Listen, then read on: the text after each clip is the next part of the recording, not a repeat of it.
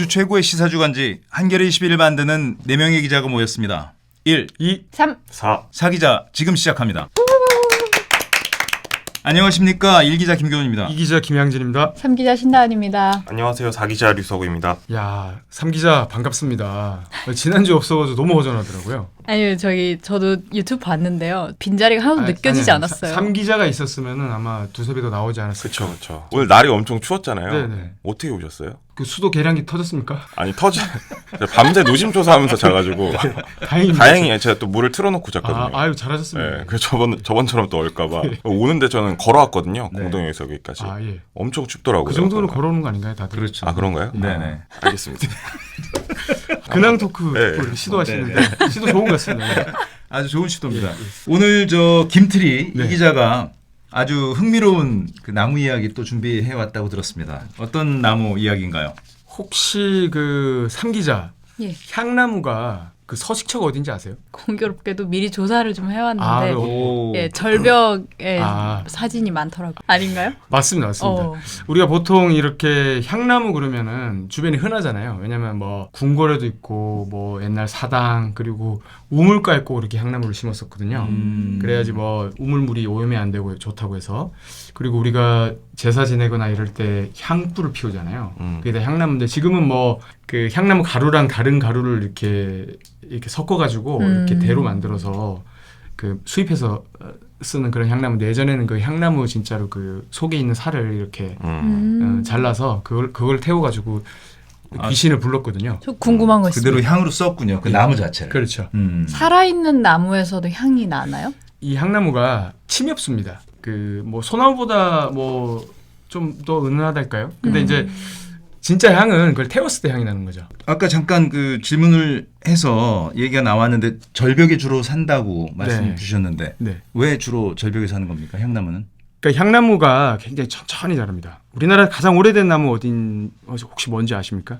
모르겠는데. 그 울릉도 도동에 있는 2,500살짜리 향나무입니다. 2,500살이요. 그렇습니다. 예. 굉장히 향나무는 스트레스에 강합니다.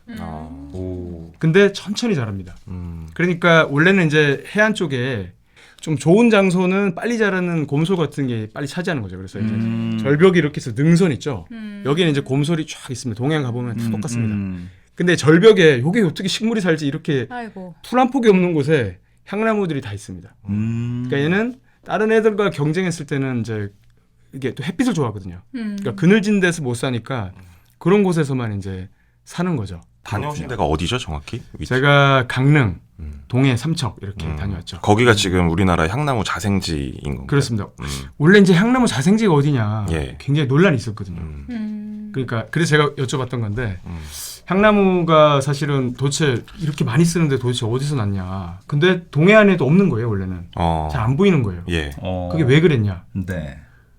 이게 이제 뭐 일제시대 때 일본 사람들이 분재를 좋아하잖아요. 그렇죠. 향나무가 스트레스를 잘 견디다 보니까 분재로 또 많이 이용됩니다. 그렇군요. 그리고 큰 아름다리 향나무들을 많이 베어갔다 그러고요.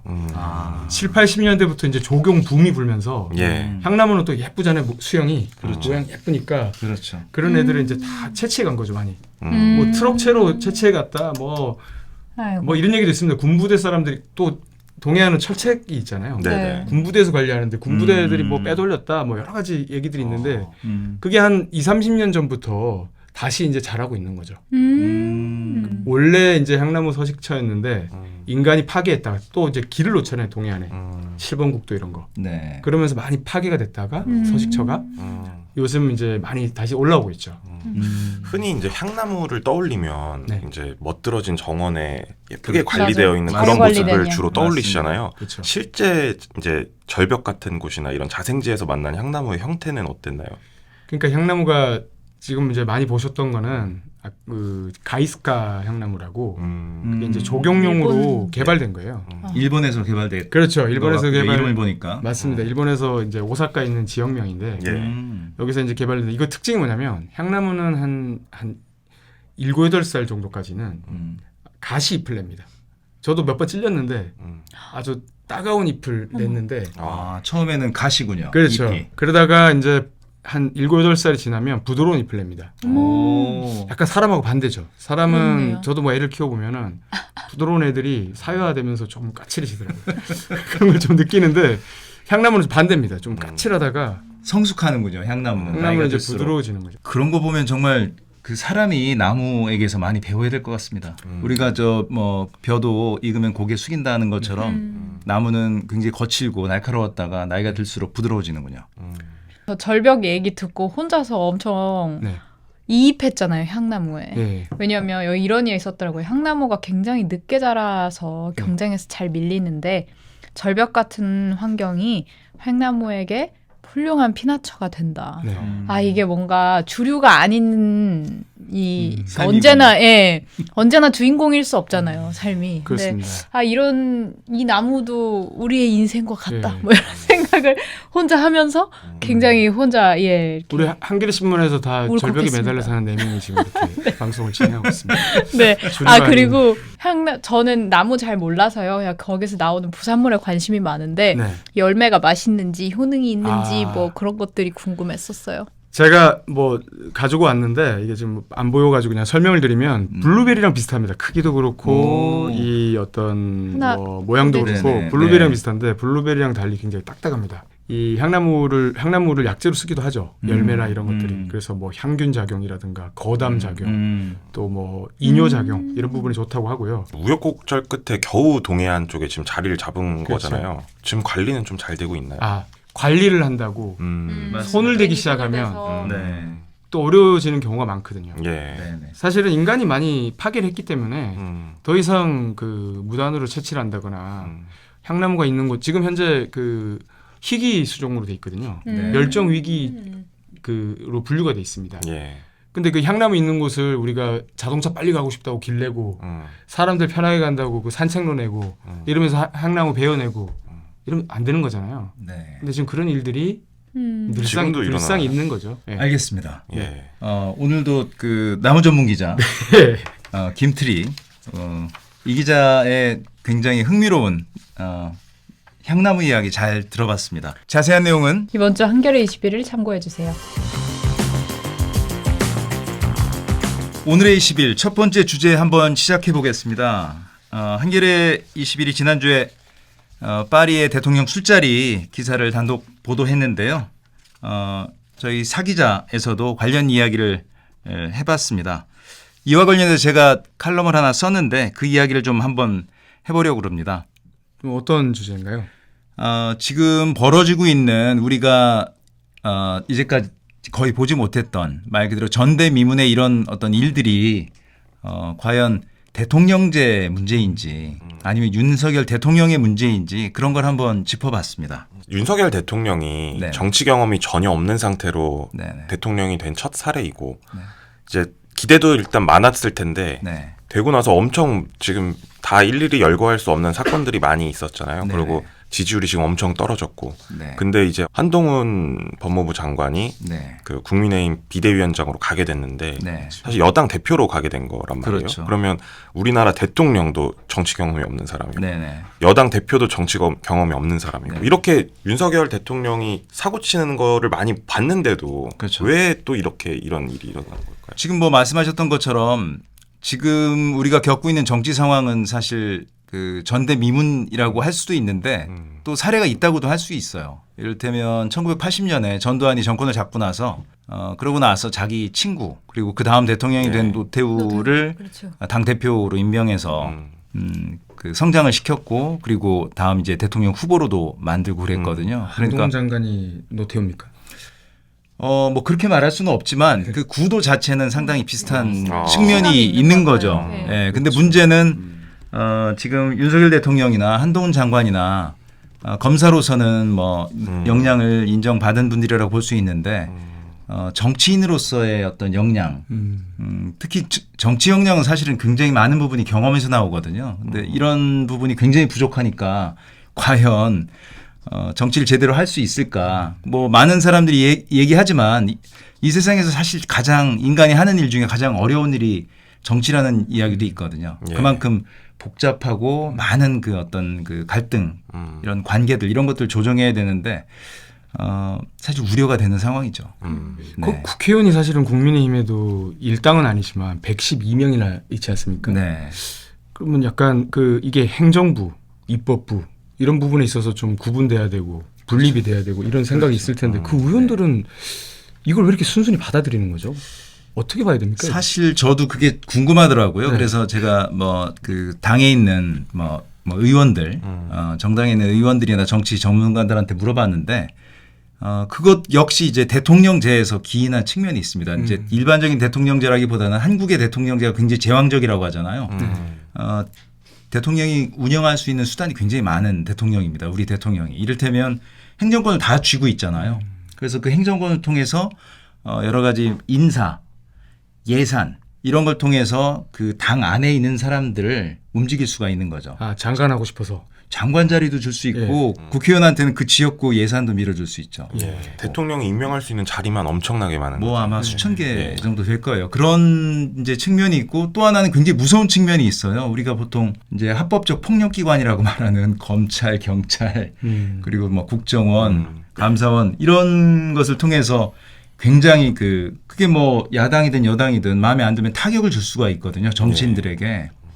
그러니까 이번에도 뭐 캐비닛이라는 단어가 계속 등장했잖아요. 캐비닛 때문에 물러난 거냐, 김기현이 뭐 이런 얘기 나오는 것처럼 이제 그런 굉장히 무서운 그 어떤 힘을 또 가지고 있고 그 밖에도 대통령은 사실은 뭐 입법권이나 예산권 그리고 또 지방 정부에도 굉장한 그 조직이나 예산에 관한 인력에 관한 권한도 갖고 있고 근데 사법부도 사실은 그 지휘부를 다 임명하다시피 하잖아요. 그러니까 어마어마한 그 권한이 있는 거죠 대통령한테. 사실 저는 그 공생관계에도 있다고 생각하는데요. 네. 그러니까 말하자면 윤석열 대통령이 혼자서 대통령이 된 것이 아니라 네. 이제 국민의힘에서 그렇게 해서라도 정치 신인일지라도 뭐 이렇게 내세워서 일단 정권을 따면 그만인 거잖아요. 그거는 그런 뭐 거죠. 민주당도 그런 마찬가지인데, 네. 네, 그러니까 그런 점에서 대통령이 권한이 많아서 야당 여당을 쥐락펴락한다기보다도 네. 여당도 필요에 의하여 네네. 이렇게 신인일지라도 세워서 거기서 이 어떤 부산물들을 서로 나눠 갖는 네. 이런 구도로 좀 보이기도 하거든요. 일기자, 사실은 3기자, 그렇죠. 예, 일기자, 3기자 얘기를 들어보면은 네네. 윤석열의 문제라기보다는 네네. 대통령제의 문제고 그 대통령제에 어떻게든 좀 기생 내지 뭐 수혜를 받으려고 하는 사람들이 이 제도를 악용하고 있다. 뭐 그런 얘기인가요? 대통령제의 특징에 네. 윤석열의 특수성이 합쳐진 것 같아요. 특수성은 지금 얘기를 잘 안 하셔가지고 사실은 네. 이런 지금 진단이 제가 볼 땐 가장 정확한 거죠. 그러니까 우리나라 대통령제라는 굉장히 권위주의적인 그리고 굉장히 그 강한 권한을 가진 그런 대통령제의 사실은 끝판왕이죠. 그걸 얼마나 활용할 수 있는지. 극한에까지 활용할 네. 수 있는지를 보여주는 게 저는 윤석열 대통령이 아닌가 이제 그런 생각이 듭니다. 저는 그거 방금 말씀하시니까 그게 좀 떠오르더라고요. 야당 대표를 왜 안 만날까? 네. 사실 자기가 공약으로 내건 거, 음. 입법이 필요한 것들 이걸 하기 위해서라도 국민하고 약속을 지키기 위해서라도 사실은 야당을 잘 이렇게 좀 꼬셔야 되는 거 아닙니까? 그렇죠. 설득을 이끌어내야 그렇죠. 되는데 그렇죠. 그런 거 말고도 좀 아까 끝판왕이라고 그러셨는데 좀 약간 대통령제를 이렇게 좀 뭐 교묘하게 뭐 법 기술자 이런 얘기도 나오고 그러잖아요. 네네. 그런 좀 사례들 좀 어떤 게 있을까요? 지금 뭐 말씀하셨던 것처럼 그 야당 대표를 만나지 않는 거는 그건 불법은 아니에요. 불법은 아닌데 이제까지 야당 대표나 야당 지도부를 만나지 않은 대통령은 없거든요. 다 만나고 물론 아주 자주 만나지는 않았지만 그래도 몇 번씩은 임기 내에 만나서 상의하고 특히 지금 야당은 제1당이자 과반수당이잖아요. 그러니까 지금 윤석열 정부에서 자신들이 하고 싶은 일 중에 법률을 통해서 해야 할 일들 있지 않습니까? 그런 걸 좀 전혀 못 하고 있거든요. 야당의 협조를 안 하는 거 아닌가요? 못 하는 게 아니라. 야당의 협조가 따위는 받고 싶지 않다. 약간 그런 좀 그런 태도죠. 굉장히 극단적인 태도인데 그리고 또 뭐 이런 것도 있죠. 그러니까 그 대통령이 법률안 거부권이라는 게 있지 않습니까? 정확히는 법률안 제2요구권인데 이 법률안 거부권을 이미 6차례나 사용을 했어요. 그러니까 이전 대통령 자료를 찾아봤더니 가장 많이 그 사용한 대통령이 뭐 노태우 대통령 7번, 뭐 노무현 대통령 6번 있더라고요. 그러니까 비슷하긴 한데 그분들은 5년 동안 사용한 거고요. 윤석열 대통령이 1년 반 동안 6번 사용한 거예요. 그러니까 그리고 나머지 대통령들은 그리고 뭐 시대가 거의 너무 다르죠. 사용하지 네. 않은 뭐 그런 2000년대였는데, 경우였고 예. 그렇죠. 그러니까 사실은 계속해서 우리가 그런 갈등 같은 걸 줄여나가야 되는데 음. 그 국무위원 해임 요구권도 마찬가지예요. 많은 사람들이 이상민 행안부 장관이 이태원 참사에 여러 가지 측면에서 책임이 있다. 책임을 져야 한다고 생각을 했는데 인사를 안 했잖아요. 적절한 경질 인사 같은 걸 안 하니까 야당이 해임 건의를 했는데 그걸 무시해 버렸죠. 그리고 그 뒤에 뭐 아시겠지만 뭐 바이든 날리면 건도 있고 일본과의 문제, 그 영국에서 조문 제대로 못한 거 이런 거 가지고 박진 외무장관도 또 그 해임 건의를 했는데 이것도 또 안 받아들였어요. 그러니까 이미 해임 건의도 3번이나 거절을 했고 역대 대통령들 쭉 찾아봤더니 대부분이 해임 건의를 하면 받아들였습니다. 박근혜 대통령 한 건만 받아들이지 않고 이승만 대통령, 박정희 대통령, 뭐 노무현 대통령 다 받아들였는데 지금 윤석열 대통령은 3번이나 거부한 거예요. 이거 어떻게 해결해야 되나요? 그 뭐 대통령제를 바꿔야 된다고 생각하시는 거예요? 뭔가 뭐 두 가지 다 아니면, 필요한 예. 거죠. 사실은 윤석열 대통령이 태도를 바꾸어서 야당과 협조적인 태도를 취하고 국회의 어떤 권한을 존중하고 그리고 국민의 가장 중요한 건 사실은 국민의 목소리에 귀를 기울이는 거죠.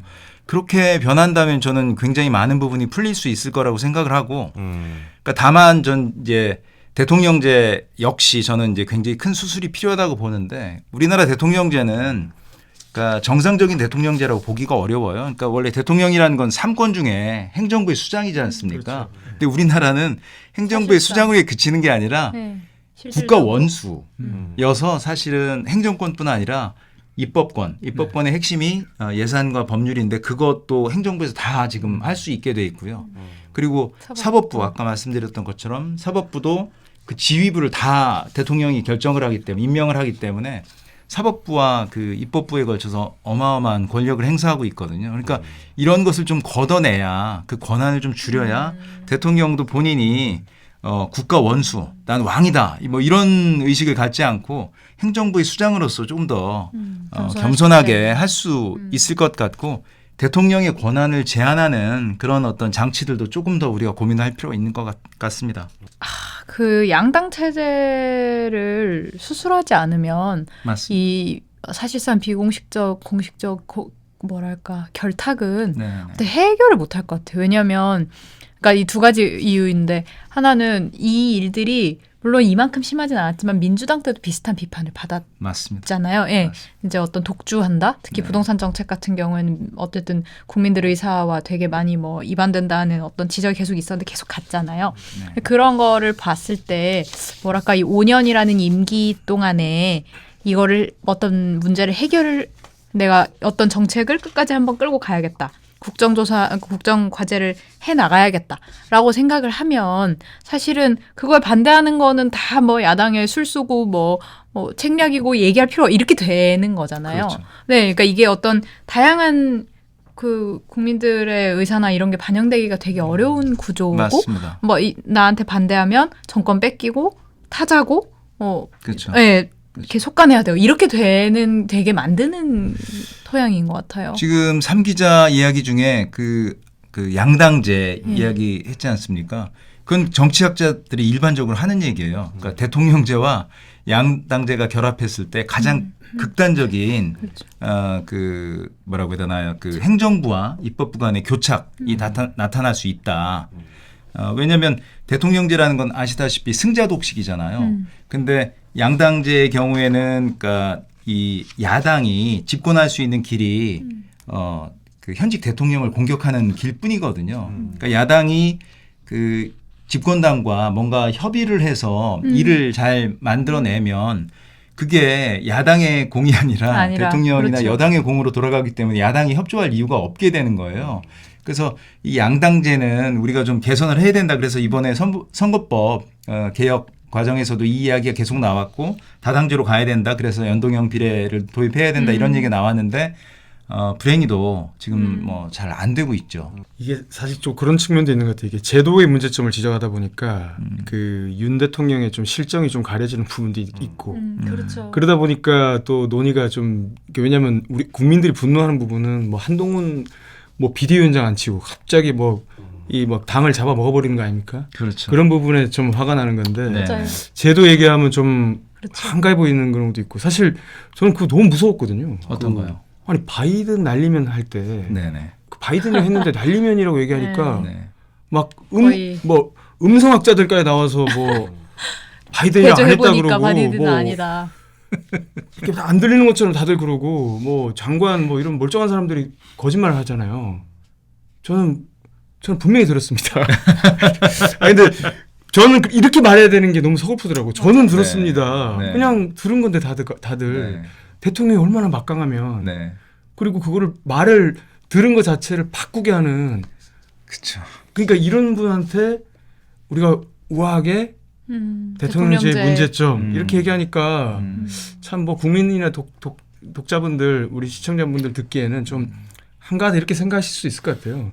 훨씬 그 수준을 뛰어넘는 뭔가 새로운 수성이 있죠. 국면인데 네. 근데 저는 대통령제가 그 토양이라고 생각해요. 이를테면 그렇죠. 그러니까 대통령이 그 지금 말씀하셨던 것처럼 그런 이제 실언 또는 어떤 그 잘못된 행동 이런 걸 해서 문제가 되고 그게 문제가 커졌을 때 그 대통령 자리에서 물러나야 된다면 그렇게 함부로 그런 말을 하지 않고 그런 말을 했더라도 쉽게 사과도 할 수 있거든요. 그러니까 이를테면 그러니까 우리나라의 대통령 탄핵 제도가 굉장히 이제 개헌 수준으로 엄격하게 돼 있잖아요. 근데 그 탄핵 제도가 뭐 너무 쉬우면 또 너무 이게 남발될 우려가 있지만 어느 정도 지금보다 완화된 상태였다면 대통령도 이렇게 함부로 말할 수 없죠. 예를 들면 의회제에서는 자신을 뽑아준 의회에서 그 총리가 언제든지 뭐 탄핵이라는 제도는 거기는 없지만 불신임당할 수 있거든요. 그러니까 그 위험이 항상 자기한테 있는 거예요. 내가 실수를 하거나 의회 다수의 동의를 얻지 못한 행위를 계속하면 그 자리에서 쫓겨날 수가 있는 거예요. 그러니까 그 총리는 의회를 어느 정도 지휘하고 지배하기도 하지만 거꾸로 의회가 그 총리를 불신임해서 날려버릴 수가 있는 그런 긴장 상태가 계속 있는 거고 그러면 조심할 수밖에 없고 그리고 잘못했을 때 사과할 수밖에 없는 거죠. 예. 그렇게 하고도 또 밀려나기도 해요. 물러나기도 해요. 사과를 하고도 수습이 안 돼서 그냥 쫓겨나는 거예요. 우리는 그리고 5년을 뭐 철두철미하게 그 보장을 하잖아요. 네. 그러다 보니까 대통령이 사실은 우리나라 대통령은 더 선거를 치를 필요가 없으니까 말이나 행동을 좀 아무렇게나 하는 그런 경향이 저는 있다고 봅니다. 5년이 너무 길죠. 저는 너무 길게 느껴져요. 맞습니다. 요즘은 특히. 맞습니다. 네. 이 제도를 어떻게 바꿀지 뭐 이런 점에 대해서는 궁금하지 않습니까? 저는 한동훈 방금 한동훈 얘기가 궁금한데. 예. 의회제 얘기해 주셨는데 네. 의회제는 어떻습니까? 의회제는 네. 의회제 쪽으로 가면은 괜찮습니까? 그러니까 지금 대통령제를 어떻게 할 것이냐에 대해서 많은 사람들이 동의하고 있는데 그 방향은 좀 갈려요. 하나는 지금 대통령제를 보완하는 방법. 그러니까 대통령의 지나친 권한을 덜어내고 대통령을 통제 견제할 수 있는 장치를 만들고 이렇게 해서 대통령제를 좀 그리고 대통령이 사실은 또 재량권도 필요한 거거든요. 그러니까 그런 것을 좀 이렇게 그 줄 수 있는 그러니까 잘하는 사람한테는 상을 주고 잘못한 대통령은 제재하는 이제 그런 식으로 좀 이렇게 폭을 넓히자 이제 그런 의견도 있고 반면에 지금 이 대통령제뿐 아니라 어떤 대통령제도 그런 어떤 권위주의적인 독재적인 그 위험성이 있기 때문에 대통령제보다는 의회제 사실은 굉장히 많은 정치 선진국이 의회제를 택하고 있거든요. 그러니까 아예 우리도 이번에 의회제로 가든가 그 의회제로 가는 게 너무 급격하다면 의회제와 대통령제 중간인 이원정부제라는 게 있어요. 그러니까 국민은 대통령을 뽑고 또는 의회에서 대통령 뽑고 의회에서 또 수상도 그러니까 총리도 뽑는 이제 그런 제도가 있는데 이제 그런 제도로 가는 것이 어떤가 뭐 그런 의견도 있습니다. 저는 그래서 이번에 한동훈 이제 이임식 됐으니까 전 장관이죠. 한동훈 전 장관이 비대위장으로 가고 이렇게 정치 신인으로 등판하는 것도 네네. 이 제도의 부산물이기도 분명히 있는 것 같고 또 어떤 면에서는 또 굉장히 이미지 정치를 성공한 경우가 아닌가. 그래서 저는 굉장히 사실 의아했거든요. 그러니까 행정부 중에 법무부의 장관이었잖아요. 법무부에 살려야 될 살림살이가 얼마나 많은데 그렇죠. 계속 사실은 뭐랄까 저기 청문회나 혹은 각종 저기 나와서도 계속해서 어떤 뭐랄까 설전을 벌인다든지 모든 자기 사안에 정치를 대해서. 계속 정치 행위를 사실은 해왔죠. 했죠. 예. 네. 그리고 그것이 참 역사적으로 한 번은 판단을 해야 될 일이 아닌가 그런 생각이 들더라고요. 맞습니다. 아마 사실 개헌에 대해서 크게 국민들이 공감대는 없었는데 야 이거 이 헌법 그대로 뒀다가는 윤석열이 또 나오겠구나. 이런 것 때문에 약간 좀 공감대 있을 것 같아요. 근데 저는 지금 법률로도 좀 네. 궁금한 게 뭐냐면 헌법에 네. 보면 상권 분립은 우리 뭐 헌법의 네. 정신이잖아요. 네. 근데 사실은 법무부라고 하는 것은 준사법기관은 사법기관의 뜻이거든요. 네. 검찰을 이렇게 인사를 해서 지휘를 하고 하는 네. 사람이 네.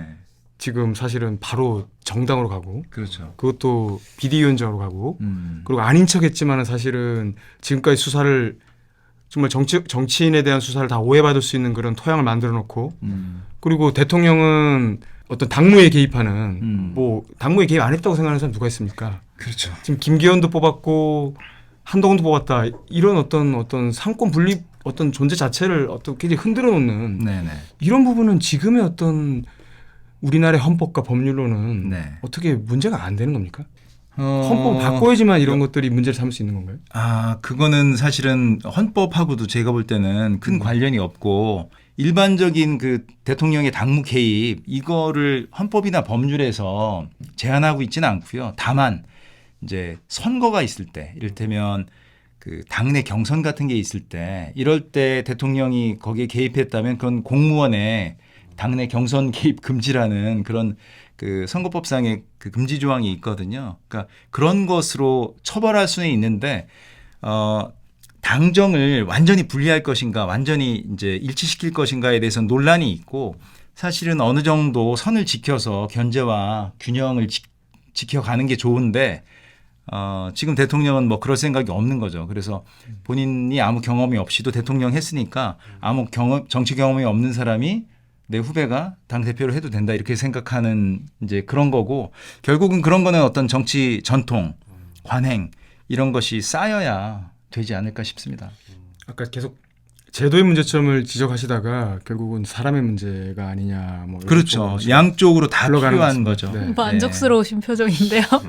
저희가 그 지난주에 인터뷰한 신성식 검사장 네. 인터뷰 한번 했지 않았습니까? 네. 그분이 이제 그 인터뷰 때 그런 얘기를 했는데 검찰 그 서울의 봄 영화를 보면서 검찰 내 사단이 떠올랐다라는 말을 해주셨는데 맞습니다. 지금 한동훈 전 장관도 대표적인 윤석열 사단이고 이런 지금 대통령제나 거대 양당제 이런 토양 아래서는 이런 사조직, 사단, 하나회 이런 게 다 계속 이렇게 또 반복될 수 있는 네. 이런 구조인 것 같습니다. 이 대통령의 문제를 우리가 지금 굉장히 많이 생각하게 되는 그런 시절이라 과연 이 우리가 당면한 문제가 대통령의 문제인지 아니면 대통령 제도의 문제인지 한번 생각해 보자 이런 취지로 기사를 써봤고요.